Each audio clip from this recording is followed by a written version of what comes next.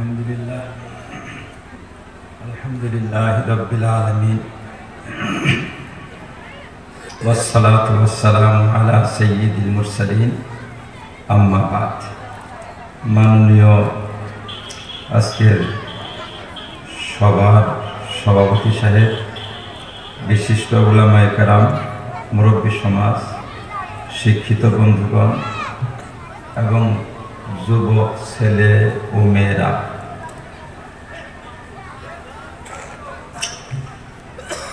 এখানে 3 জন মেয়ে হাদিস পাঠ করছে, খুব ভালো পাঠ করছেন, আলহামদুলিল্লাহ, খুব ভালো। এটা মুবারক এই জায়গার জন্য, এই জায়গার জন্য বিরাট বড় একটা শুভ ইঙ্গিত। এটা আগে তো ছেলেরাও বুখারি পড়তে পারত না, আর পড়তে চাইলে সেই সুদূর দেওবন্দে যাওয়া লাগতো। আর রাস্তাঘাটের কত অসুবিধা ছিল। একজন দেওবন্দে যে যাইতো, আগের জামানায় বিদায় নিয়ে যাইতো একবারে, যে হাদিস পড়বার যাইতেছে আর ঘুরে আসতে পারবে কিনা, এরকম ছিল। যেরকম হজে যাওয়া আগে খুব কঠিন ছিল, হজে যাইতে সময় একেবারে বিদায় আদায় নিয়ে যাইত, কঠিন ছিল। এখন তো হজে অল্প টাইমের মধ্যে যাওয়া যায়। তো আল্লাহ পাকের রহমত, আল্লাহ বস্তুকে সুগম করে দিয়েছেন, রাস্তাঘাটকে সুগম করে দিয়েছেন। এখন ধীরে ধীরে আস্তে আস্তে আমাদের ঘরেও ছেলেরা না, শুধু মেয়েরাও বুখারী শরীফ পড়তেছে, মেয়েদের মুখেও আমরা বুখারী শরীফ শুনতেছি। এটা আমাদের জন্য বিরাট বড় সৌভাগ্য। বুখারী শরীফ বহুত উচ্চ স্তরের কিতাব। এখন আমাদের মেয়েরা, আমাদের ছেলেরা পড়ে, যার জন্য আমরা ভাবি যে এটা সাধারণ কিতাব। সাধারণ কিতাব না, বহুত উচ্চ স্তরের কিতাব।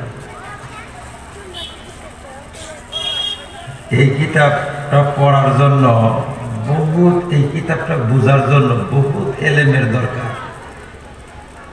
একজন মানুষ বুখারী পড়ার সাথে সাথে বুখারী বুঝে না, বুখারী পড়ার পরেও বহুদিন অধ্যয়ন করার পর ধীরে ধীরে ধীরে ধীরে কিছু বুঝে। প্রথম যখন বুখারী শরীফ পড়ানো হয়, তখন পড়তে হবে কিভাবে সেইটা শিখিয়ে দেওয়া হয়। যেরকম আমরা এই কৃষিকাজ যে শিখিয়ে দেই, শিখিয়ে দেওয়ার সাথে সাথে সে ফসল উৎপাদন করতে পারে না। কেবল লাঙ্গল ধরলো, এখন লাঙ্গল ধরা শিখিয়ে দেওয়া হইল, জোয়াল কান্দে দেওয়া শিখিয়ে দেওয়া হইল, লাঙ্গলে ধরা দেওয়া শিখিয়ে দিলাম। এখন কোশিশ করলে, চেষ্টা করলে ধীরে ধীরে ধীরে ধীরে ধীরে ধীরে এ ফসল উৎপাদন করতে পারবে। জন্য বহুত অধ্যয়ন লাগে, বহুত মেহনত লাগে, বহুত পরিশ্রম লাগে। যাই হোক, ধরা তো শিখছে। আমাদের দেশের ছেলে মেয়েরা বুখারীর কুটি ধরা তো শিখছে, এইটাও বহুত বড় সৌভাগ্য।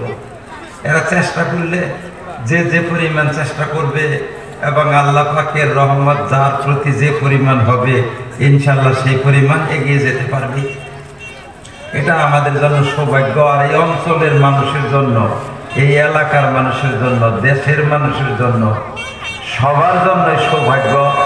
বিশেষ করে যারা এখানে দান দক্ষিণে দিতেছেন, যে কোনো প্রকারের সহায় সহযোগিতা বাড়াইতেছেন, এবং যাদের সন্তান এখানে পড়তেছে, যারা পড়াইতেছেন আর যারা পড়তেছেন, এরা বিশেষভাবে সৌভাগ্যবানেরা, বিশেষভাবে। কারণ আল্লাহ রাসূল সাল্লাল্লাহু আলাইহি সাল্লাম আমাদেরকে বলছেন, নিজেরা আলিম হও, না পারলে নিজের সন্তানকে আলিম বানাও, তাও না পারলে আলিমের খেদমত করো। এই যদি খেদমতের কথা বলছেন, যারা এই মাদ্রাসার সহায় সহযোগিতা করতেছেন, তারা আলিমের খেদমত করতেছেন। তারা যারা পড়তেছেন, তারা নিজেরাই আলিম হইতেছে। আর যাদের সন্তান পড়তেছে, তাদের তো নিজে না হবার পারলে তাদের সন্তান আলিম। ঘুরে গাইরা এই সবটি আল্লাহর কাছে প্রিয় বান্দা হওয়ার সুযোগ হলো এই মাদ্রাসাটা। এখন আপনি নিজেই পড়ে সৌভাগ্যবান হবেন। আপনি নিজে না পারলে আপনার কোনো সন্তানকে, প্রত্যক্ষ সন্তান হোক পরোক্ষ সন্তান হোক, প্রত্যক্ষ সন্তান যেমন আপনার ছেলে, পরোক্ষ সন্তান আপনার ছেলের ঘরের বা মেয়ের ঘরের কোনো মেয়ে বা ছেলে, নিজে আলিমও হতে পারলেন না, আলিমের বাপও হতে পারলেন না, মা হতে পারলেন না, দাদা দাদি নানা নানি হতে পারলেন না, অন্তত পক্ষে আলিম ওলামা ছাত্র শিষ্যদের খেদমত করার সৌভাগ্য লাভ করলেন। তাহলে এই তিনটা দল আল্লাহর কাছে মর্যাদা প্রাপ্ত হবে, আল্লাহ রাসূলের আশীর্বাদ প্রাপ্ত হবে। আল্লাহ রাসূল সাল্লাল্লাহু আলাইহি ওয়াসাল্লাম একটা হাদিসে বলছেন যে আমার পরে তোমাদের এখানে থেকে, তোমাদের মুসলমানদের ঘর থেকে আমার এলেমটা প্রচার করা হবে। আশপাশ থেকে এবং দূর দূরান্ত থেকে মানুষ এই এলেম শেখার জন্য আসবে। আমি তোমাদেরকে ওসিয়ত করে যাচ্ছি, একটা তাকিদি ওসিয়ত আমার, যারা এই এলেম অর্জন করার জন্য আসবে আর যারা এই এলেম অর্জন করার জন্য নিজেকে উৎসর্গ করবে, তোমরা তাদের বিশেষভাবে খেদমত করবে, তাদের মেহমানদারি করবে, তাদের থাকা খাওয়ার ব্যবস্থা করবে, তাদের প্রয়োজন পূর্ণ করার ব্যবস্থা করবে। এই যে আল্লাহ রাসূল সাল্লাল্লাহু আলাইহি সাল্লামের একটা হাদিস, এই হাদিসের উপর আমল হওয়ার জন্য আজ পৃথিবীর বুকে সমস্ত মাদ্রাসার পক্ষ থেকে মাদ্রাসার ছাত্র ছাত্রীদেরকে মেহমান হিসেবে গ্রহণ করা হয়, মেহমান হিসেবে গ্রহণ করা হয়। এরা আমাদের মেহমান, এরা আমাদের অতিথি, এরা আমাদের ইষ্টি, এরা আমাদের আত্মীয়, আমাদের এরা হয়েছেন বিশেষ বিশেষ মেহমানেরা।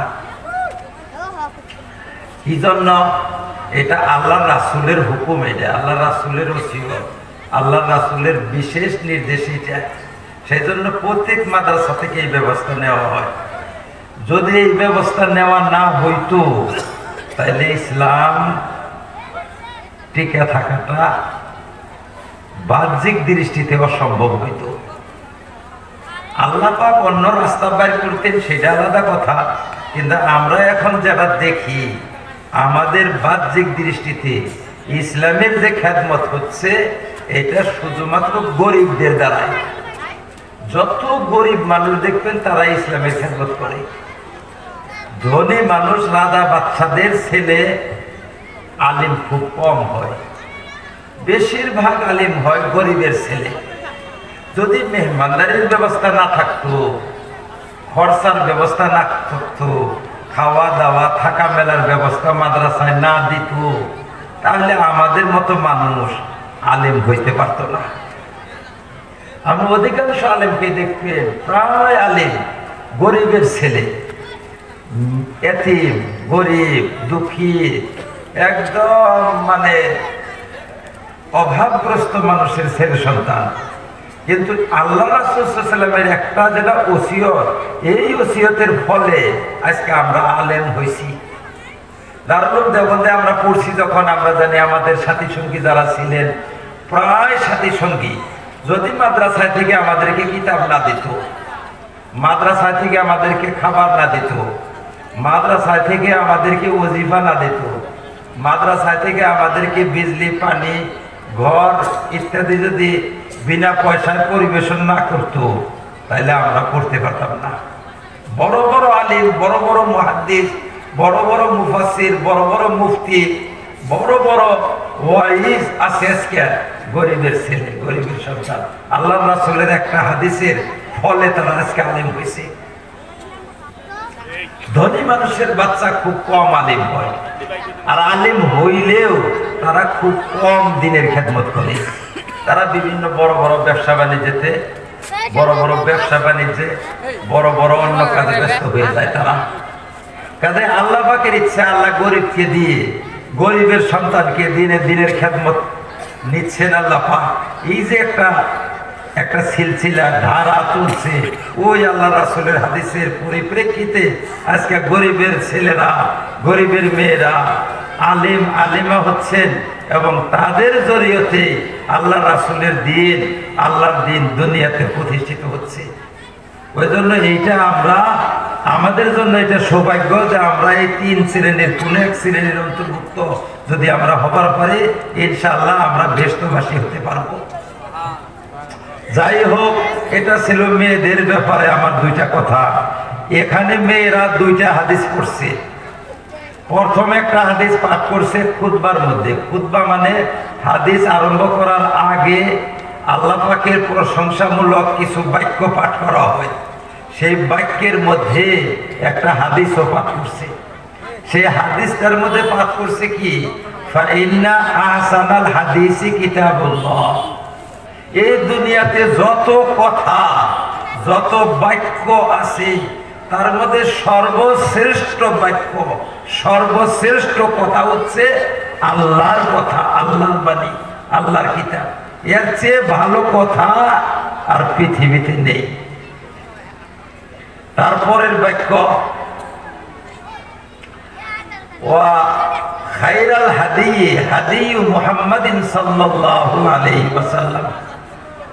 যত জীবন স্টাইল আছে, লাইফ স্টাইল যত আছে, জীবন পদ্ধতি যত আছে, জীবন নীতি, জীবন পরিচালনার নিয়ম নীতি যত আছে, এই পৃথিবীতে যত দেশের, যত ব্যক্তির, যত সম্প্রদায়ের আছে, সর্বশ্রেষ্ঠ জীবন স্টাইল, সর্বশ্রেষ্ঠ লাইফ স্টাইল, জীবন ব্যবস্থা মুহাম্মদ সাল্লাল্লাহু আলাইহি সাল্লামের জীবন ব্যবস্থা।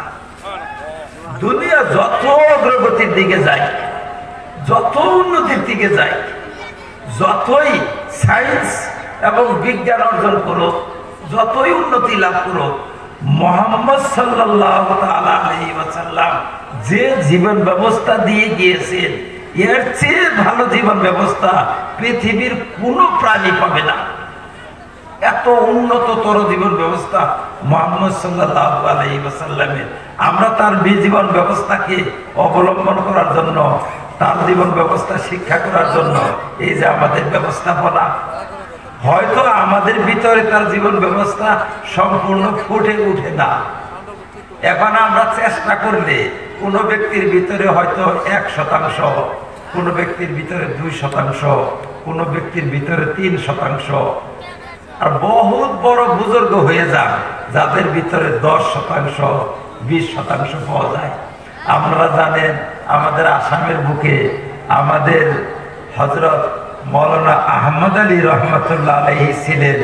তার ভিতরে হুজুর সাল্লাল্লাহু আলাইহি সাল্লামের জীবনের নমুনাটা আমাদের সাধারণের তুলনায় অধিক ছিল, সেই জন্য তিনি আসামের বুকে শ্রেষ্ঠ বুজুর্গ ছিলেন। তাই বলে একেবারে 100% তার ভিতরে ছিল না। যে যত বেশি অর্জন করতে পারবে আল্লাহ রাসূলের আদর্শকে, আল্লাহ রাসূলের জীবন ব্যবস্থাকে, সে তত বেশি আল্লাহর নৈকট্য লাভ করতে পারবে। ওই জন্য আমাদের এটা বিশ্বাস রাখতে হবে, মুহাম্মদ সাল্লাল্লাহু আলাইহি সাল্লামের জীবন ব্যবস্থার চেয়ে ভালো জীবন ব্যবস্থা পৃথিবীতে কোথাও নেই। তারপরের বাক্য বলছে, খায়রাল উমুরি আওয়াজিমুহা। আমরা যে সমস্ত আমল করি, আমরা যে সমস্ত আকীদা বিশ্বাস পোষণ করি, আমরা যে সমস্ত আচার আচরণ প্রকাশ করি, এর সমস্তর মধ্যে সর্বশ্রেষ্ঠ আকীদা, সর্বশ্রেষ্ঠ আমল, সর্বশ্রেষ্ঠ আচার কোনটা? আওয়াজিমুহা। কোরআন হাদিসে বর্ণিত আল্লাহ রাসূল সাল্লাল্লাহু আলাইহি সাল্লাম দ্বারা ঘোষিত যে ব্যবস্থাপনা, সেটা হলো সর্বশ্রেষ্ঠ আমল, সর্বশ্রেষ্ঠ আকীদা, সর্বশ্রেষ্ঠ আচরণ। সেটা যেটা কোরআন হাদিসে ঘোষিত হয়েছে, কোরআন হাদিসে যেটা বর্ণিত হয়েছে, এটা হচ্ছে সর্বশ্রেষ্ঠ আমল, সর্বশ্রেষ্ঠ আচার। এটা তারপরের বাক্য, শাররাল উমুরি মুহদাসাতুহা। খারাপ কোনটা? ভালো করে মন দিয়ে শুনবেন এই কথাটা। খারাপ কোনটা? সবচেয়ে খারাপ, সবচেয়ে নিকৃষ্ট, আমল, সবচেয়ে নিকৃষ্ট আচরণ, সবচেয়ে নিকৃষ্ট আকীদা বিশ্বাস, সবচেয়ে নিকৃষ্ট কর্মপন্থা কোনটা? মুহদাসাতুহা, কোরআন হাদিসের মধ্যে মন গড়া, কোরআন হাদিসের আলোক ছাড়া নিজের পক্ষ থেকে যারা ঢোকানো হয়, নিজের পক্ষ থেকে যারা প্রবেশ করানো হয়, সেইটা হচ্ছে সবচেয়ে নিকৃষ্ট। আমাদের মুসলমানের ভিতরে আল্লাহ এবং আল্লাহ রাসূলের ঘোষিত আমল যে কয়টা থাকবে, আল্লাহ আল্লাহ রাসূলের বাতানো বলে দেওয়া আমল, সেটা সর্বশ্রেষ্ঠ আমল। আর তার ভিতরে যদি আমাদের পক্ষ থেকে কিছু অতিরিক্ত ঢোকানো হয়, অতিরঞ্জিত করা হয়, কিছু যদি বাড়াবাড়ি করা হয়, এই বর্ধিত অংশটা, এই বর্ধিত অংশটা, অতিরঞ্জিত অংশটা সর্বনিকৃষ্ট, সর্বঘৃণিত অংশ হয়ে যায়। সবচেয়ে ঘৃণিত, সবচেয়ে নিকৃষ্ট আমল হবে এইটা। তারপরের ব্যাখ্যা বলছে কুল্লা মুহদাসাতিন দালালা, নব আবিষ্কৃত বা বর্ধিত,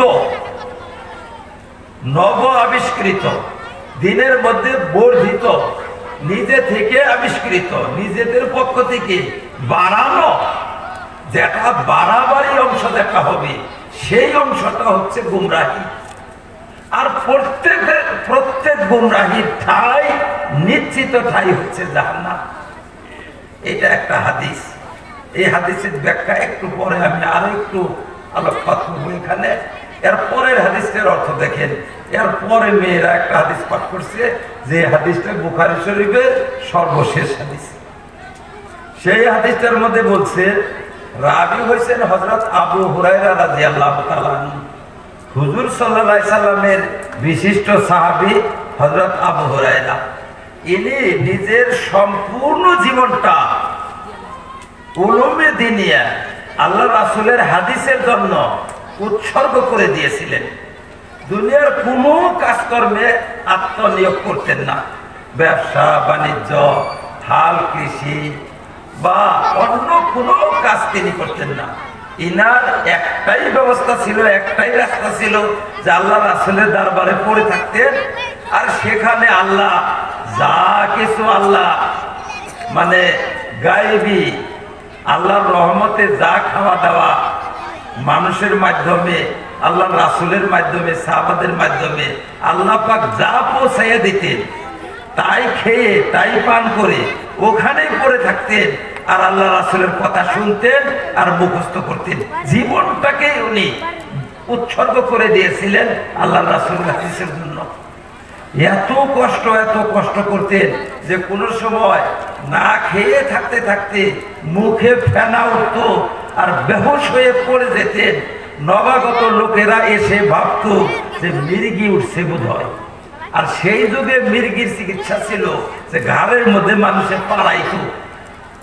একে তো ক্ষুধার তাড়না, অপরদিকে মানে ক্ষুধার তাড়নায় সংজ্ঞা শূন্য অবস্থা, অপরদিকে আবার কি মির্গির নামে লোকেরা এসে ঘাড়ের মধ্যে পাড়াইতো যে মির্গি উঠছে, পাড়াও, ঘাড়ে পাড়াইলে মির্গি ছাড়বে।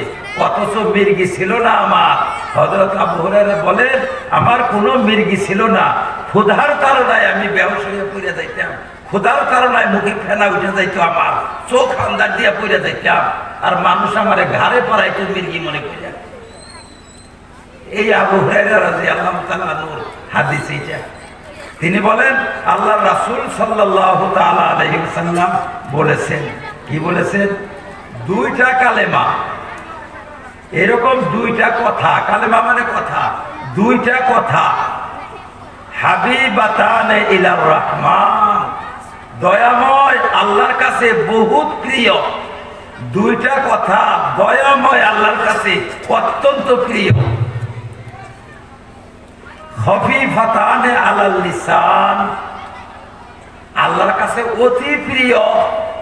প্রথম বৈশিষ্ট্য এটা, অতি প্রিয় যদি হয়, তাহলে আমাদের সাধারণ মানুষের ধারণা যে অতি প্রিয় বাক্য যদি হয়, অতি প্রিয় কথা যদি হয়, তাহলে সেই কথাটা তো কঠিন কথা হবে।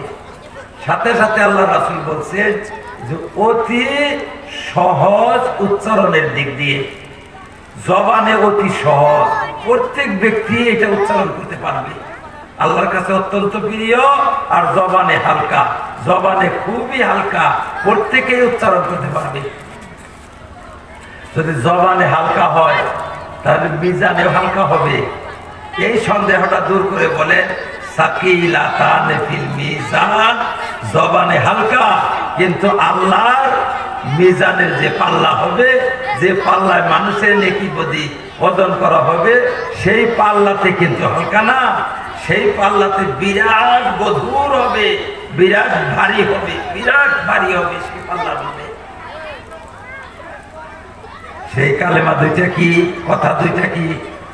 সেই কথা দুইটা হয়েছে সুবহানাল্লাহি ওয়া বিহামদিহি সুবহানাল্লাহিল আযীম, সুবহানাল্লাহি ওয়া বিহামদিহি সুবহানাল্লাহিল আযীম। অর্থ সুবহানাল্লাহ, আল্লাহ পবিত্র। কিসে থেকে পবিত্র? সমস্ত দুর্বলতা থেকে, সমস্ত ভ্রান্তি থেকে, ত্রুটি থেকে, সমস্ত দোষ থেকে তিনি পবিত্র। এমনকি মানবীয় গুণাগুণ, মানবীয় স্বভাব চরিত্র, মানবীয় দুর্বলতা, সৃষ্টিগত দুর্বলতা, সৃষ্টির যত গুণ আছে সমস্ত গুণ থেকে তিনি পবিত্র। সৃষ্টির গুণ থেকেও তিনি পবিত্র। সুবহানাল্লাহি ওয়া বিহামদিহি, আমি আল্লাহ পাকের পবিত্রতা ঘোষণা করছি তার প্রশংসার সহিত, অর্থাৎ আল্লাহ পাকের প্রশংসা ঘোষণা করছি এবং তার পবিত্রতা ঘোষণা করছি। তারপরে সুবহানাল্লাহিল আযীম, মহিমাময় আল্লাহ তাআলা পবিত্র, আমি তার পবিত্রতা ঘোষণা করছি, তার প্রশংসা ঘোষণা করছি। আমরা যত ইবাদত করি সমস্ত ইবাদতের সারাংশটা কি? ইবাদতের সারাংশ হয়েছে নিজেকে বিনয় করা, আল্লাহকে মহান বলে, আল্লাহকে পবিত্র বলে, আল্লাহকে প্রশংসিত বলে প্রকাশ করা। কাজে আল্লাহর প্রশংসা জ্ঞাপন করা, আল্লাহর পবিত্রতা জ্ঞাপন করা, এর চেয়ে আর বড় দোয়া, বড় ইবাদত নেই। আমাদের শেখ মাশায়েখরা বলেন যে এই দোয়াটা প্রত্যেক দিন সকাল সন্ধ্যায় 100 বার করে যদি কোনো মানুষ পাঠ করে তাহলে সে ব্যক্তি ইনশাআল্লাহ মুস্তাজাবুদ দাওয়াত হয়ে যাবে। মুস্তাজাবুদ দাওয়াত মানে সে ব্যক্তি যা দোয়া করবে আল্লাহর কাছে, যা দোয়া করবে আল্লাহ পাক তাই তার দোয়া কবুল করবে। সকাল সন্ধ্যায় 100 বার করে যদি পাঠ করতে পারেন, আর এইটা পাঠ করা একদম সহজ। সুবহানাল্লাহি ওয়া বিহামদিহি সুবহানাল্লাহিল আযীম, সুবহানাল্লাহি ওয়া বিহামদিহি সুবহানাল্লাহিল আযীম। সকাল সন্ধ্যা 100 বার করে পাঠ করার চেষ্টা করবেন আপনারা। তাহলে এই দোয়া, এই তাসবিহ যেটা, এই তাসবিহটা আমাদের শেখ মাশায়েখ চারো তরিকার মধ্যে, প্রত্যেকটা তরিকার মধ্যে দেখবেন যে এই তাসবিহটা আছে। হয়তো একটু উচ্চারণের ভিন্নতা থাকতে পারে, যেমন সুবহানাল্লাহ, সুবহানাল্লাহি ওয়া বিহামদিহি সুবহানাল্লাহিল আযীম, সুবহানাল্লাহি ওয়ালহামদুলিল্লাহি ওয়া লা ইলাহা ইল্লাল্লাহ। ঘুরে ঘিরে আপনি দেখবেন যে সুবহানাল্লাহটা আমাদের প্রত্যেক তরিকার মধ্যে রাখছি। 4টা কালেমা, 4টা কালেমা আল্লাহর কাছে অত্যন্ত প্রিয় কালেমা। 4টা কালেমা, সুবহানাল্লাহ, আলহামদুলিল্লাহ, লা ইলাহা ইল্লাল্লাহ, আল্লাহু আকবার। এই 4টা কালেমা এত প্রিয়, এত প্রিয় যে এই 4 কালেমার উপরে আর কোনো কালেমা নাই। এই 4 কালেমার চেয়ে দামি আর কোনো কালেমা নাই। এই 4 জিকিরের চেয়ে দামি আর কোনো জিকির নাই, এর চেয়ে দামি কোনো জিকির নাই। আপনারা ছোট ছোট কিতাবে দেখবেন এইটা বললে এত সওয়াব পাওয়া যায়, এইটা বললে এত সওয়াব পাওয়া যায়। বহুত সওয়াব উল্লেখ করা আছে, বহুত বহুত সওয়াব উল্লেখ করা আছে। যেমন কোন দোয়া সম্পর্কে বলা হয়েছে যে 1000 হজের সওয়াব, 1000 উমরার সওয়াব, 1000 গোলাম আজাদ করার সওয়াব, বা 1000 মানুষকে খাওয়াবার সওয়াব। এই যে যত সওয়াব আছে, যত সওয়াবের যত দোয়া দরদ আছে সবার উপরে এইটা, এর উপরে আর কিছু নাই। সমস্ত দোয়ার উপকার দোয়া এটা। কাজে আপনারা এই দোয়াটা সদাই পাঠ করার চেষ্টা করবেন। সুবহানাল্লাহি ওয়ালহামদুলিল্লাহি ওয়ালা ইলাহা ইল্লাল্লাহু ওয়াল্লাহু আকবার। আর এর সাথে সাথে ইস্তেগফার আর দরুদ শরীফ, এইটাকে বলা হয় 3 তাসবিহ। আবার এই 3 তাসবিহকেই যদি ভাঙ্গা ভাঙ্গা পড়েন তাহলে 6 তাসবিহ হয়ে যায়। সুবহানাল্লাহ আলহামদুলিল্লাহ আলাদা আলাদা হিসাব করলে 6টা হয়, আর একসঙ্গে হিসাব করলে 3টা হয়। এটাকে 3 তাসবিহ বলা হয়। আমাদের তাবলিগি ভাইয়েরা পড়েন, সকাল সন্ধ্যায় পড়েন, তারা বলেন 3 তাসবিহ। আবার আমাদের শেখ মাশাইখ যারা আছেন, তাসাউফপন্থী যারা আছেন, তারাও পড়েন সকাল সন্ধ্যায়, তারা বলেন 6 তাসবিহ। কাজে 6 আর 3 নামের ব্যবধান, তাসবিহর কোনো ব্যবধান না। একটাকে 6 তাসবিহ বলা যায়, 3 তাসবিহ বলা যায়। যদি আপনি একটা একটা গণতি করেন তাহলে 6 তাসবিহ, আর যদি একসাথে গণতি করেন 4টাকে 1 ধরলেন আর বাকি 2টাকে 2, তাহলে 3 তাসবিহ হয়ে যায়। এটা আদায় করবেন ইনশাআল্লাহ, সবাই আদায় করার চেষ্টা করবেন। এখন আমি বলছিলাম আমাদেরকে যে আগের হাদিসটা সম্পর্কে একটু আলোকপাত করব। সেই হাদিসের শেষ বাক্যটা ছিল কি, যে সর্বশ্রেষ্ঠ আমল কোনটা? সর্বশ্রেষ্ঠ আমল অরিজিন আমল যেটা হাদিস কোরআনে, অর্থাৎ মূল হাদিস কোরআনের আমল যেটা, আল্লাহ রাসূল এবং আল্লাহ দেওয়া আমল যেটা, সেটা যদি ক্ষুদ্র হয়, ছোট হয়, একদম সামান্য হয়, তবুও তার দাম অনেক অনেক অনেক গুণে বেশি তার দাম। আর যদি আমল আমাদের পক্ষ থেকে বাড়াইয়া নেই, যদি একটু বাড়াবাড়ি করি, আমরা যদি আমল বাড়াই, আমরা যদি কথা বাড়াই, আমাদের দ্বারা যদি বাড়ে, তাহলে সেইটাকে বলা হবে মুহদাসা। আর সেইটা হচ্ছে সবচেয়ে নিকৃষ্ট আমল। এই বাড়ানটা 2 প্রকার ভাইরা, এই বাড়ে যে বাড়ানটা 2 প্রকার। একটা বাড়ান হয়েছে যে মূল আমলটাই বাড়াইয়া দেওয়া হয়, আর একটা বাড়ান মূল আমলটা বাড়ান হয় না। মূল আমলটা তো কোরআন হাদিসে আছে, কিন্তু মূল আমলের সাথে কোনো একটা বৈশিষ্ট্য বাড়াইয়া দেওয়া হয়। এই দুইটাকে বলা হয় মুহদাসা। মুহদাসা মানে বিদআত। মুহদাসা শব্দের অর্থ বিদআত। আর সমস্ত কর্মের মধ্যে সবচেয়ে নিকৃষ্ট কর্ম হয়েছে বিদআত। আমাদের দৃষ্টিতে বিদআত কিন্তু নিকৃষ্ট কর্ম না, ভালো কর্ম, আসলেও ভালো কর্ম। কিন্তু আল্লাহ রাসূল বলছেন কি নিকৃষ্ট কর্ম। আল্লাহ রাসূল কি বলছে? নিকৃষ্ট কর্ম। আমাদের দৃষ্টিতে কিন্তু কেউ নিকৃষ্ট বলবে না, কেউ খারাপ বলবে না, কেউ বলবে না খারাপ, মানবেও না কেউ খারাপ। প্রত্যেকেই বলবে যে ভালো কাজ, ভালো কাজ, খুব ভালো কাজ। যেমন আপনি মুসাফা করলেন, মুসাফা করে আপনি এরকম করলেন, বললেন বাপরে বাপ কত আদর, করবে না? বলবে না? অথবা আপনি মুসাফা করলেন মাথাটা নত করে এরকম মুসাফা করলেন, 2 জন মানুষের মাঝ দিয়ে আপনি যাইতেছেন, আপনি মাথার মতো করে হাত নিচা করে 2 জন 3 জনের মধ্যে পার হয়ে গেলেন, বলে ছেলেটা খুব ভালো, এরকম আদরের সাথে যাইতেছে, বলবে না? মানে বিদআত যে কর্মটা, বাহ্যিক দৃষ্টিতে বিদআতটা খুব শোভনীয় কর্ম, খুব ভালো দেখা যায়, খুব ভালো, খুব সুন্দর দেখা যায়, একবারে খুবই ভালো, খুব সুন্দর। নামাজের পরে একবার সিজদায় পড়ে রইল, বাপরে বাপ সিজদায় পড়ে কাঁদতেছে। একজন মানুষ দেখলে বলবে যে বাপরে আল্লাহওয়ালা মানুষ সিজদায় পড়ে কাঁদতেছে, সিজদায় পড়ে যার কাঁদতেছে সিজদার মধ্যে, ভালো বলবে না? মানুষ বলবে কত ভালো। খানা খাওয়ার পরে যার করে মুনাজাত ধরে কাঁদতেছে যে আল্লাহ খাওয়াইলেন, বড় খাওয়াইলেন, কত ভালো খাওয়াইলে, একদম পেট ভরে খাওয়াইলে, তুমি এরকম খাওয়াইলে, এত সুন্দর সুন্দর খানা খিলাইলে, আয় আল্লাহ তোমার রহমত, তোমার করুণা, একদম কান্দাকাটি করলো। সবাই বলবে যে খুব ভালো, কাজেই বিদআত কর্মটা বাহ্যিক দৃষ্টিতে দেখতে অত্যন্ত প্রিয় মানুষের কাছে, অত্যন্ত ভালো, অত্যন্ত শোভনীয়, অত্যন্ত প্রিয় কর্ম, কিন্তু আল্লাহর কাছে, আল্লাহ রাসূলের কাছে সবচেয়ে ঘৃণিত কর্ম আল্লাহ রাসূলের কাছে। এখন কি রকম ঘৃণিত কর্ম বুঝেন? চুরি করার চেয়েও ঘৃণিত, ডাকাতি করার চেয়েও ঘৃণিত, জিনা করার চেয়েও ঘৃণিত, মদ খাওয়ার চেয়েও ঘৃণিত। মানে পৃথিবীতে যত ঘৃণিত কাম আছে সবচেয়ে ঘৃণিত কাম হচ্ছে বিদআত। কিন্তু মানুষের নজরে খুব ভালো, মানুষের নজরে খারাপ না। মানুষ বলে কি খুব ভালো, ভালো কাজ করলো। কেন এত ঘৃণিত কথাটা আমাদের বুঝতে হয়।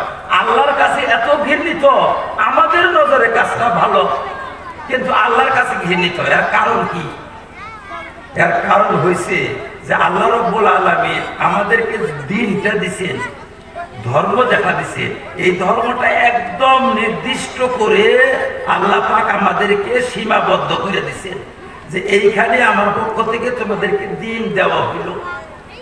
এখন ওই দ্বীনের মধ্যে যদি আমাদের পক্ষ থেকে কিছু বাড়াইলে কি হবে জানেন? ইসলাম ধর্মটা নষ্ট হয়ে যাবে। বাড়াইলে ধর্মটা নষ্ট হয়ে যাবে, এই ধর্ম ইসলাম ধর্ম থাকবে না। কিন্তু পাপ করলে ইসলাম ধর্ম নষ্ট হবে না, পাপ করলে ইসলাম ধর্ম নষ্ট হবে না। এটা হলো 1 নম্বর। 2 নম্বর, যারা বিদআত করে তারা জীবনেও তওবা করে না, কারণ বিদআত করার সময় নেকির আশায় করে। আর পাপ যারা করে তারা একদিন না একদিন তওবা করে, তারা তওবা করবে। মদারু তওবা করে, জিনাখোর তওবা করে, ঘুষখোর তওবা করে, সুদখোর তওবা করে, ডাকাত তওবা করে, চোর তওবা করে। বিদআতি কোনোদিন তওবা করে না, বিদআতি কোনোদিন তওবা করবে না। কি জন্য করবে না? বিদআতি বিদআতকে ভালো কর্ম মনে করে, বিদআতি বিদআতকে মনে করে ভালো কর্ম, সে কেন তওবা করবে? সেই জন্য 2 নম্বর কারণ। 3 নম্বর কারণ, কোনটা ধর্ম আর কোনটা মানুষের বাড়াইলে এইটা বাইসা বাইর করা যাবে না একদিন, তাহলে ইসলামটা হয়ে যাবে। সেই জন্য বিদআত যতই ভালো কর্ম হোক, আল্লাহ এবং আল্লাহ রাসূলের কাছে অত্যন্ত ঘৃণিত কর্ম। এটা অত্যন্ত ঘৃণিত, পাপের চেয়েও বড়। পাপ যেটা আমরা বলি, যেমন জিনা করা, চুরি করা, ডাকাতি করা ইত্যাদি, এগুলো তো পাপ। এর চেয়েও বড় পাপ হয়েছে বিদআত। কিন্তু বিদআতটা দেখতে কেউ বলবে না যে খারাপ, এটা বলবে না, দেখতে লাগবে ভালো। ওই জন্য দেখেন, বিদআতে ইসলাম নষ্ট হয়, পাপে ইসলাম নষ্ট হয় না। পাপ দেখে কেউ সেটার অনুকরণ করবে না, করবে না। প্রত্যেকেই বলবে যে পাপী মানুষ, খারাপ মানুষ। কিন্তু বিদআত যখন আপনি করবে, আপনাকে দেখে আরো 10 জনে অনুকরণ শুরু করবে। আপনি আজকে এশার নামাজের পরে আপনি একবার মাথায় মাটিতে রেখে চিকির করেন, একবার কান্দেন, আপনি মাথায় মাটিতে রেখে একবার কান্দেন, দেখবেন আপনার দেখা দেখে আরো মানুষে কান্দা শুরু করবে। আস্তে আস্তে আস্তে আস্তে দেখবেন আপনার মসজিদের সবই এশার নামাজের পরে মাথা মাটিতে রেখে একবার করে কান্দে, কান্দাকাটি শুরু করবে। সবই ভাববে যে খুব ভালো কাজ, এটা ভালো কাজ মনে করে। যেমন আর একটা উদাহরণ দেই, আমার মা মারা গেছে, আপনি 40 দিন কবর জিয়ারত করেন। মানুষের জিজ্ঞাসা করবে দৈনিকই আপনি আসেন, আপনি বলবেন যে আমার মার জন্য আমি 1 লাগারে 40 দিন কবর জিয়ারত করতেছি। এখন আরো জনে করবে, এটা আরো জনে করবে, আরো জনে করবে। আপনি দেখবেন যে আমাদের সমাজের প্রত্যেকেই মা বাবা মারা গেলে 40 দিন কবর জিয়ারত শুরু করছে, আরম্ভ করবে। কিন্তু আপনি চুরি করে আপনার দেখা দেখি যে সবাই চুরি আরম্ভ করা করবে না। আপনি এক জায়গায় জিনায় ধরা পড়েন, আপনার দেখা দেখি যে গ্রামের ভালো ভালো মানুষ জিনা করা তা করবে না। কিন্তু আপনি কবরে জানতো, আর কবরে যে একবার কান্দেন, আপনি অনেক কান্দাকাটি করেন, একবার দেখুন আপনার দেখা দেখি আরো যাদের মা বাবা মারা গেছে তারাও কান্দাকাটি শুরু করবে। আপনার মাইয়িতকে সরাইয়া নিয়ে ওই জায়গাটা ভালো করে মুসুরি দিয়ে ঢেকে দিয়ে দেন, আর দৈনিকে কিছু কিছু পানি ছিটিয়ে দেন। একজনে জিজ্ঞাসা করবে কি গো এখানে মুসুরি রাখছেন কি জন্য? আমার মারা এনে ধুয়াইছি, রু আসে দৈনিকি, সন্ধ্যাবেলায় আসে, এখানে পানি টানি দিয়ে কিন্তু খানা টানা দিয়ে রাখতেছি। দেখবেন আপনি করার সাথে সাথে গ্রামের সব যার যার মা মারা গেছে অথবা মারা যাবে প্রত্যেকে শুরু করে দেবে, কিন্তু আপনি এক জায়গায় যে হেরে চুরিতে ধরা পড়েন, ওটা দেখে কেউ করবে না। বুঝাইছে কথা? কাজেই বিদআত কর্ম যেটা, মূলত বিদআত কর্মটা খারাপ না, আমাদের দৃষ্টিতে কোনোদিন খারাপ মনে হয় না, আমাদের দৃষ্টিতে মনে হয় ভালো। কিন্তু সেই কর্মটা যদি আল্লাহ এবং আল্লাহর রাসূল আমাদেরকে করতে দেয় নাই, ভালো হোক সেইটা করা বিদআত আল্লাহর কাছে অত্যন্ত ঘৃণিত। আর করতে দিচ্ছে, যেভাবে করতে দিচ্ছে সেইভাবে করলাম না, একটু পরিবর্তন করে করলাম, সেইটাও আল্লাহর কাছে ঘৃণিত। যেমন আল্লাহর রাসূল আমাদেরকে যে নামাজটা দিচ্ছে মনে মনে পড়ার জন্য, সেই নামাজ আমরা জোরে জোরে পড়া শুরু করলাম, কেরাত করে শুরু করলাম। যেমন জোহরের নামাজ কেরাত করে শুরু করলাম, কেউ তো খারাপ বলবে না, সবাই বলবে ভালো, কেরে শোনা যায়, তাহলে আমরাও কেরাত করে আরম্ভ করি, ভালো, এটা বিদআত।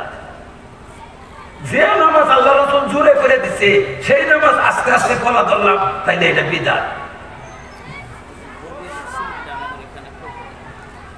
তাহলে বুঝছেন তো কথাটা? কিন্তু বিদআত কিন্তু খারাপ কাজ না। যে দোয়াটা আল্লাহ রাসূল হাত না তুলে আমাদেরকে শিখাইছেন, সেই দোয়ার মধ্যে হাত তুললে ওটা বিদআত, ওইটা বিদআত হলো। যেটা হিসাব করে কাম করবার দেয় নাই, সেইটাকে হিসাব করে করলে বিদআত। যেমন আল্লাহ রাসূল আমাদেরকে দেশের কবর জিয়ারত করবে, কোন দিন করবে? যেদিন পারো। আপনি একটা দিন নির্দিষ্ট করলেন, বিদআত হবে। কয় মাসে কয় দিন করবো? যে কয়দিন পারো তুমি। আপনি নির্দিষ্ট করলেন 4 দিন, বিদআত হইল। মা বাবা মরার পরে কবর জিয়ারত করলে ভালো, কতদিন করা লাগবে? বলে যতদিন পারো। আপনি 40 দিন নির্দিষ্ট করলেন, বিদআত। 40 দিন নির্দিষ্ট করে কবর জিয়ারত করতেছেন, আপনার নজরে কিন্তু খারাপ কাম না, আপনার নজরে খারাপ কাম না। আল্লাহ আল্লাহ রাসূলের নজরে দুনিয়ার সবচেয়ে খারাপ কামে আপনি লিপ্ত হয়েছেন, পৃথিবীতে সবচেয়ে খারাপ কাম আপনি করতেছেন। আপনি এইরকম ভাবে দোয়া করতেছেন, খানা খাইয়া সিকির পারতেছেন, খানা খাওয়ার পরে সিকির পারতেছেন, আর বলতেছেন আয় আল্লাহ তুমি এরকম খাওয়াইলে, ওইরকম খাওয়াইলে, পেট ভরে খাওয়াইলে, একবার এরকম এরকম করছো তুমি। আপনার নজরে তো এত ভালো হুজুর, এটা কত বড় পি ভাত রাত খাই একবার এরকম করতেছেন আপনি। হুজুর এরকম করে কেন? এরকম দোয়া করে না, জান্নাত মেছি, এরকম দোয়া করতেছে কর গুনে বুঝে একবার দোয়া পড়ে আপনি মোনাজাত করবেন, বলে যে বহুত বড় হুজুর কাছে। অথচ এই যে হাতের কর গুনে গুনে দোয়া আল্লাহ রাসূল আমাদেরকে শেখায় নাই। এই কর গুনে গুনে তো দোয়া করলো, সমস্ত মানুষ বলতেছে যে বড় বুজুর্গ বাপরে খানা খাইয়েও যায় না সহজে, একবার বইরে বেড়ে কর গুনে। এটা মানুষে ভাবতেছে। আল্লাহ আল্লাহ রাসূল বলেন যে এর চেয়ে নিকৃষ্ট কোনো কর্ম পৃথিবীতে নাই, সবচেয়ে নিকৃষ্ট কর্মের মধ্যে এ ব্যক্তি লিপ্ত হয়েছে, এর চেয়ে বড় নিকৃষ্ট কর্ম আর হতে পারে না। কারণ তুমি দিনকে নষ্ট করতেছ, আমি যে ইসলাম দিছিলাম সেই ইসলামকে তুমি নষ্ট করতেছ। কথা বুঝছেন কি? কাজে এই জিনিসটা আমাদেরকে বলার উদ্দেশ্যটা কি?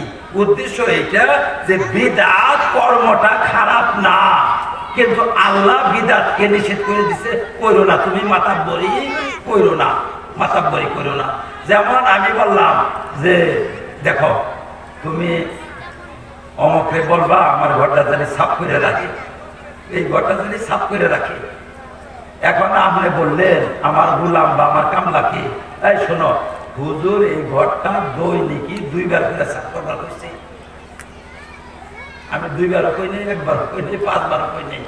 আপনি কইলেন যে এই ঘর দৈনিক 2 বার করে সাফ করা হচ্ছে, সকাল সন্ধ্যা, এটারে বিদআত বলে। আমি বলছিলাম সাফ করা, আপনি লাগাই দিলেন 2 বার করে, আপনি লাগাই দিলেন 1 বার, এটা বিদআত হইল। আপনি লাগাই দিলেন 5 বার, এটা বিদআত হইল। আপনি লাগাই দিলেন 6 বার, এটা বিদআত হইল। আপনি বদলাইলেন কে বদলাইলেন? আমি বলছি ঘরটা সাফ করবার জন্য বলবা, সাফ করে জানি রাখে, আমি না আসা পর্যন্ত ঘরটা জানি সাফ করে রাখে। এটার অর্থ কি?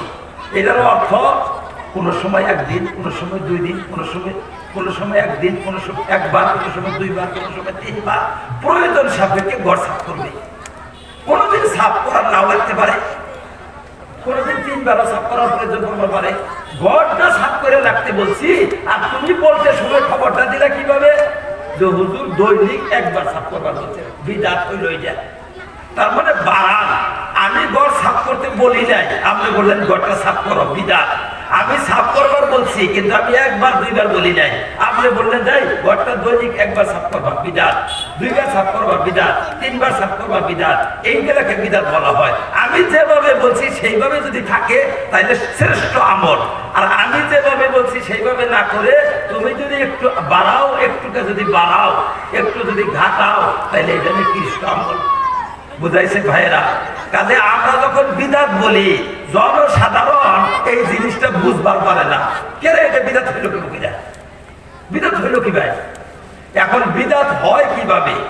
একটা কথা বুঝেন, আমরা যখন কাজ করি না, আমাদের দ্বারায়, আলেম ওলামাদের দ্বারায়, সাধারণ মানুষের দ্বারায়, প্রত্যেক মানুষের দ্বারায় কাজটা একটু এদিক সেদিক হইয়া যায়। করার সময় একটুকে এদিক সেদিক হইয়া যায়, একটু তারতম্য হইয়া যায়। তারতম্য হইলেও আমাদের নজরে পড়ে না, আমাদের কাছে ধরা পড়ে না। এইরকম যাইতে যাইতে 2 বছর পর, 3 বছর পর, 10 বছর পর, কোনো ক্ষেত্রে 20 বছর পর, এরকম বিচক্ষণ একজন মানুষ এসে যায়। এই বিচক্ষণ মানুষটা ধরে বলে দেয়, আপনি এইভাবে করেন কেন? আমি তো এটা বাবারা দেখছি করতে, আমি দাদাকে দেখছি, আমি আমার নানাকে দেখছি, দাদিকে দেখছি, আমাকে হুজুরকে দেখছি, আমি আমাকে পীর সাহেবকে দেখছি, আমাকে ইমাম সাহেবকে দেখছি। আর বাবা দেখছো তো? আমি তো না করি নাই, দেখো নাই, কিন্তু আমরা তো ঠিক হয় নাই। আপনি জানেন ঠিক হয় নাই? বলে হ্যাঁ আমি জানি তো, কোরআন হাদিসের রোশনিতে, কোরআন হাদিসের আলোকে ঠিক হয় নাই, ধরা পড়ছে ঠিক হয় নাই। তোমার 14 ফুস কাম করলেও ঠিক হয় নাই। এখন আমার কর্তব্য কি? আমার কর্তব্য হইল, যদি বলছে বিদাত, এখন আর করা যাবে না, এখন আমার থামা লাগবে, অতি সত্তর খাইবা যাইয়া আমার তাকে করতে হবে, অর্থাৎ একটু অনুসন্ধান নিতে হবে ইনি ঠিক কইতেছে কি না। যদি ঠিক কইতেছে আলহামদুলিল্লাহ বাদ দিতে হবে, আর যদি ঠিক কয় না তাহলে আমি ওইটাই থাকবো। কিন্তু এখন আর করা যাবে না, এখন আমার একটু জানাশোনা করা লাগবে। আরো 10 জন 5 জন আলেমের কাছে শুনলেন, শোনার পরে আপনি নিশ্চিত হইলেন না ইনি যা বলছে ঠিকই বলছে, তাহলে এখন আপনি এই কাজটা বাদ দিবেন। যতই ভালো কাজ হোক, আমরা যদি এইভাবে বাদ দেওয়া শিখি, বিদাত শোনার সাথে সাথে যদি বাদ দেই, তাহলে আমরা ধর্ম কোনোদিন আমাদের দ্বারা নষ্ট হবে না, ইনশাল্লাহ নষ্ট হবে না। কাজে আমাদের এই যে বার্তাটা আমাদের পক্ষ থেকে হইয়া যায়। আমাদের মধ্যে আমরা দেখি ভালো ভালো মানুষ কয় হুজুর আমি তো যাবার পাবো না, আমরা ডাক দিই যে আমার সাথে চলুন এক জায়গায় যাই, কয় হুজুর আমি যাবার পাবো না, আমার মা মারা গেছে, আমি 40 দিন নিয়ত করছি কবর জিয়ারতের জন্য, আমরা সাথে যদি যাইতেন আজকে আমার সুবিধা যাবো কবর জিয়ারত, আমি যাবার পাবো না, আমি নিয়ত করছি 40 দিন কবর জিয়ারতে। এখন উনি কবর জিয়ারত যে করতেছে, এই কবর জিয়ারতে তো কি হয় জানেন? কবরবাসীরও ফায়দা, যে জিয়ারত করে তারও ফায়দা। কিন্তু এই জিয়ারতে ফায়দা হইতেছে 40 দিন যে করতেছে গুইনা ফায়দা হইতেছে, এরও নেক গুনাহ হইতেছে, করও আযাব হইতেছে। দেখেন খালি 40 লাগানোর জন্য, 40 লাগাইলেও সেই জন্য। তাহলে বিদআত জিনিসটা মানে অনিচ্ছাকৃত ভাবে আরম্ভ হইয়া যায়, ইচ্ছা না আরম্ভ হইয়া যায়। যেমন আমরা যে ঘর বানাই না, ঘর বানাবার পরে ঘরের মধ্যে মাকড়সায় জাল দেয়, ঘরের মধ্যে ছাতা পরে, ময়লা পরে, আমাদের কাপড়ে ময়লা পরে, আমরা কি লাগাই ময়লা? অনিচ্ছা সত্ত্বেও লাগে, লাইগা জায়গা ময়লা। এই ময়লাকে সাফ করার নাম বিদাত সাফ করা। বিদাত লাইগা যায়, এই সে লাইগা যায়, এই ময়লাগুলো লাইগা যায়, এই ময়লাগুলো সাফ করা।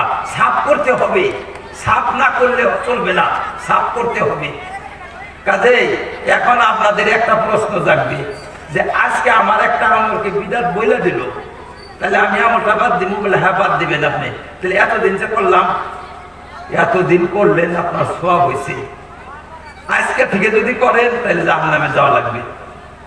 কিরকম কথা হলো? এতদিন সওয়াব হলো, আজকে করলে জাহান্নামে যাওয়া লাগবে। তার জিনিসটা তো দেখেন, মালিকে বলে দিছে যে যাও কামলা গুলারে নিয়ে যাও, ছোট বেড়ারে পাঠাই দিছে, যাও নিয়ে যাও, নিয়ে যায় ওই যে অমক খেতে যে ধান আছে 5 বিঘা ধান, 2.5 বিঘা জহা ধান, 2.5 বিঘা হইল ময়নাগিরি ধান। এই ময়নাগিরি ধানটা কাটবার দিও, ছোট পোলায় নিয়ে হেরা জহা ধান কাটবার দিচ্ছে। বৈকাল বেলা আছে বড় পোলা এখন এটা কি করছ? জহা ধান কাটে গে, আব্বা তো ময়নাগিরি কাটবার হয়েছে। তাহলে এখন এই খবর পাওয়ার সাথে সাথে আমাদের কাজ কি? জহা বাদ দিয়ে ময়নাগিরি কাটা লাগবে, তাই না? আপনারা এখন যে না সারাদিন জহাকারা হারলাম এখন ময়নাগিরি কাটবো না সারাদিন ধরে কাটতেছি সকালে ধরে কাটতেছি এখন ময়নাগিরি কাটবো না মানবো না আমরা। তুমি ভুল কইতেছ এটা। এখন যদি আপনি এত সময় যে জহা কাটছিলেন কামলার দাম দিবে না আপনাকে? কামলার দাম দিবে, কারণ ভুল হয়েছে কার দ্বারায়? মালিকের ছেলের দ্বারায় ভুল হয়েছে। কিন্তু বড় ছেলে এসে শুদ্ধ করে দিল, এখন আপনি মানেন না, জোর করে জহা কাটে, এখন আপনাকে জেলখানায় ঢুকাবে জোর করে কাটলে। বুঝাইছে কথা? কাজে বিদাত না জানা পর্যন্ত যতদিন আপনি জানেন নাই ততদিন আপনি সব পাইছেন। জানার পরে যদি আবার বিদাত করেন তাহলে জেলখানায় যাওয়া লাগবে। আর আলেমের কর্তব্য কি? আলেমের কর্তব্য খুব নিরীক্ষণ করে দেখা কোন রকমের ভুল হইতেছে কি না। ভুল হইতেছে আর দেখা বুঝাও হইতেছে না, এই আলেম কালকে আমাদের দিন জাহান্নামে যাবে না বললে। আলেমের কর্তব্য হলো দেখে বলা। এই যে জানেন না আপনারা, বর্তমান আপনারা শুনছেন দাওয়াত ও তাবলীগের মধ্যে একটু গন্ডগোল সৃষ্টি হয়েছে না? কি জন্য গন্ডগোল সৃষ্টি হয়েছে? দাওয়াত ও তাবলীগের মধ্যে 3 প্রকারের গন্ডগোল সৃষ্টি হয়েছে। 3 প্রকার। এক প্রকার শোনেন, এই দাওয়াতের কাজ শুরু হয়েছে 100 বছর ধরে। 100 বছর হয়ে যায়, 100 বছরের মধ্যে এই খ্যাত নিরানি হয় নাই, নিরায় নাই কেউ। আর 100 বছর যদি কোনো খ্যাত না নিরায়, সেই খ্যাতে কত ঘাস হবার পারে, কত ঘাস হবো খেতে। তাহলে এই খ্যাতে কি ঘাস হয় নাই? বহুত ঘাস হয়ে গেছে গা। কিন্তু যারা ধান ঘাস চিনে না তারা সবটিকেই ধান মনে করতেছে, নিরায় নাই। কি জন্য নিরাইল না? কামলাই নাম্বার দেয় নাই। কামলা নাম্বার চায় বহুত আগে থেকে, কামলা নাম্বারই দেয় না, ডুবপারি দেয় না কামলা। একদম নাম হবে না, আমাদের ক্ষেত ঠিক আছে, এই ক্ষেতে ঘাস নাই, কোনো নাম্বার দেয় না। বহুদিন থেকে আলে বলা আমরা চেষ্টা করে যে ঘাস উঠতেছে, এই ক্ষেতে ঘাস উঠতেছে, কিন্তু নাম্বার সুযোগ নাই আলেমদের। যারা ঘাস চিনে তারাই তো উড়াবো ঘাসটা, নামতে পারে না তারা। আল্লাহর রহমত যে সাত এমন ঘাস বোনা শুরু করছে। এতদিন তো ঘাস উঠতো, সাত এখন ঘাস বোনা ধরে ধরছে, নিজে ইচ্ছা করে সমানে ঘাস বলতেছে। এই ঘাস বলতেছে দেখাতে আন্দোলন সৃষ্টি হয়ে গেছে দুনিয়ায়, সারা বিশ্বে এক আন্দোলন। এই আন্দোলনের সুযোগে এখন ভিজাইনা কামলা ঢুকতে পারতেছে, এখন কামলা ঢুকতেছে সমানে। দেখবেন সারা পৃথিবী থেকে কামলা নেমে গেছে। দাওয়াতের মধ্যে কামলা ঢুকতেছে, আলেমারা বড় বড় আলেমারা ঢুকতেছে। ঢুইকা কি করতেছে? সাত যেগুলো গাছ বুনছে ওগুলা উড়াইতেছে, আর আগুন জ্বালা গাছ যেগুলো জ্বালাইছিল 100 বছরের মধ্যে ওগুলা তুই লাগাই দিতেছে। একদম সাফ ফটফটা দাওয়াতের কাজ আপনারা পাবে। দেখুন একদম পরিষ্কার সুন্নত মোতাবিক সহি দাওয়াতের কাজ যেটা, সেইটা ইনশাআল্লাহ আবার পাবে। এটা রহমত সাত গন্ডগোল সৃষ্টি না করলে তাইলে কামলা ঢুকতে পারতো না। বহুত কামলারা আফসোস করছে, ঢুকবার চায় কিন্তু ঢুকতে দেয় না, একদম ঢুকতে দেয় না। কোন আলেম যদি বলে যে ঘাস হচ্ছে, সে আলেমের বিরুদ্ধে দাঁড়ায় যায় পাবলিক, সব তবলিগীরা দাঁড়ায়। এই ধরে এ তবলিগের ভুল ধরে। কাজে ভাইরা 100 বছরে কত ঘাস উঠবার পারে, বহুত ঘাস উঠে গেছে, কিন্তু এই খ্যাতকে কেউ ঝাড়ু দেয় নাই, এই খ্যাত কেউ নিরায় নাই। এখন নিরানি শুরু হয়েছে, খ্যাত নিরে ঝকঝকা করে দিবে। এখন একদম পরিষ্কার পরিচ্ছন্ন দাওয়াতের কাজ আপনারা ইনশাল্লাহ পাবেন। এইটা হলো এক ধরনের। দ্বিতীয় ধরনের ভুলের ভিতরে ঢুকছে, ছাত্র নিজে ছিটাইতেছে সমানে, এর মধ্যে ঘাস ছিটাইতেছে, বলতেছে উনি কে রে বলতেছে আল্লাহ জানে কি জন্য বলে। যেমন দেখেন ওনার ঘাট বোনা কিরকম, উনি বলে যে মসজিদের বাইরে দিনের কথা বলা সুন্নতের খেলা, দিনের কথা একমাত্র মসজিদে বলতে হবে। তাহলে কি সর্বনাশ হয়ে যাবে? মাদ্রাসা গেল গুল্লায়, মক্তব গেল গুল্লায়, খানকা গেল গুল্লায়, আর আপনার বাড়িতে যে আপনি বউর সাথে দিনের আলোচনা করবেন, ওটা তো গেল গা বন্ধ হইয়া। দেখছেন কিভাবে গাছ বুনতেছে উনি। এরকম অনেক কথা আছে যেগুলা সাহেবের দ্বারায় অনেক বড় বড় ত্রুটি হইতেছে, বড় বড় ত্রুটি, মানে ইসলামের গলা কেটে ফেলাই দিতেছে উনি। এখন সাহেব যেভাবে দাওয়াতের কাজ করতেছে, এইভাবে যদি চলে থাকে ইসলাম থাকবে না, ইসলাম থাকবে না। সেই জন্য দারুল উলুম সহ, দারুল উলুম দেওবন্দ সহ সমগ্র পৃথিবী থেকে আলেম ওলামারা ফতোয়া দিছে যে সাহেব গুমরাহ, সাত সাহেব আহলে সুন্নাত ওয়াল জামাত থেকে বহির্ভূত, এখন সাত সাহেবের কথা শোনা যাবে না, সাত সাহেবের সাথে কাজ করা যাবে না, সাত সাহেবের সাথে থাকা যাবে না, সাত সাহেবের কথা এক জায়গায় থেকে আরেক জায়গায় নেওয়া যাবে না, এরকম পর্যায়ে এসে গেছে। মানে এটা আল্লাহ পাকের একটা রহমত। এই রহমতে পুরা খ্যাত নিরানি হয়ে যাবে, পুরা খ্যাত নিরানি হয়ে যাবে। এটা হলো 2 নম্বর। এটা হলো কি, তাহলে আমি বলছিলাম এর মধ্যে 3 ধরনের ভুল। একটা ভুল তো বলছিলাম যে আপনি কিছু ঘাস হয়েছে, সেইগুলা নিরানি হয়ে যাবে সাত সাহেবের জরিয়তে।